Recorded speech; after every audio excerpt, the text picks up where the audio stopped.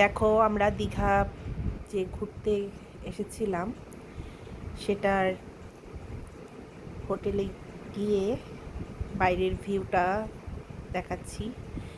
এই দেখো হোটেলের রুমগুলো কত সুন্দর। এটা একটা ব্যালকনি আর বেডের সাথে চেয়ার আছে, টেবিল আছে, বাথরুমটা অ্যাটাচ। এটা দীঘার প্রশান্ত হোটেল। দেখো, এখানে বিরিয়ানি বানানো হয়েছে, তার সাথে মাটন কষা। কত সুন্দর মাটনটা সেদ্ধ হয়েছিল। আমি যে খাইনি, কিন্তু সবাই রিভিউ দিয়েছিল। এখানে দেখো, সবাই রাতে ডিনার করতে বসে গেছে। এখানে আমার বাবা, আমার ছেলেও বসে গেছে। আমার ছেলেও মাটন খায় না, ওর জন্য ডিম বানানো হয়েছিল। তো বিরিয়ানির সাথে, আলু বিরিয়ানির সাথে ডিম কষা, ওর বেশ ভালো লেগেছে। অনেক দিন পর আমরা একটু বাইরে বেরোলাম।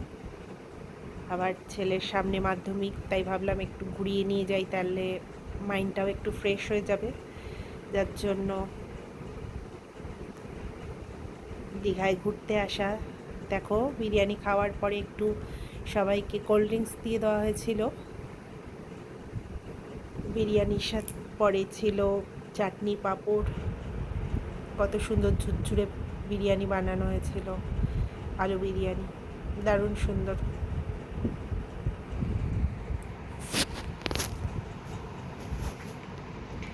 কাদের বিরিয়ানি পছন্দ একটু কমেন্টসের মাধ্যমে জানিও।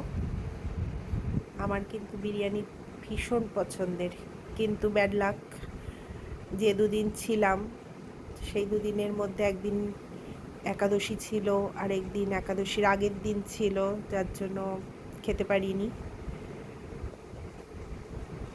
এখানে দেখো, ব্রেকফাস্টের জন্য লুচি বানানো হচ্ছে, লুচি, সাদা আলুর তরকারি।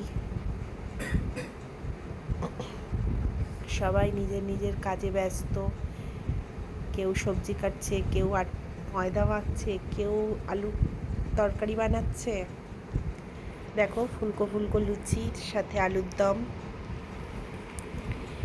দারুণ টেস্টি হয়েছিল, সবাই বলেছিল। দুপুরে সাদা ভাত ছিল,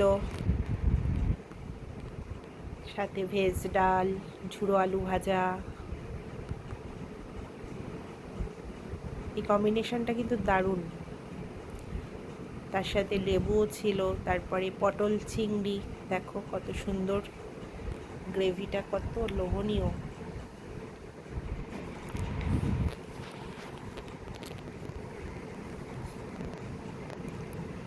তারপরে এসেছিল পাবদা,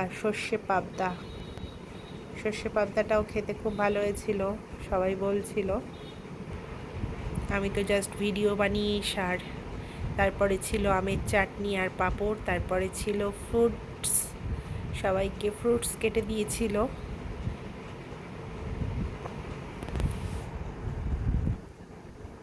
সবাই খুব মজা করছিল।